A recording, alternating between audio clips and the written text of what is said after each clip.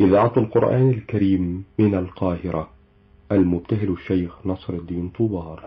الضحى من نور من، والندى من فيض من.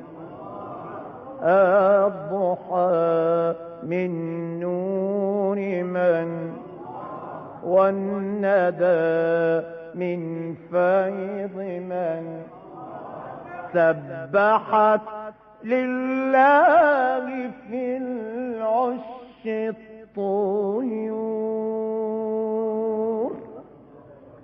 ترسل الأنغام عطرا في الزهور.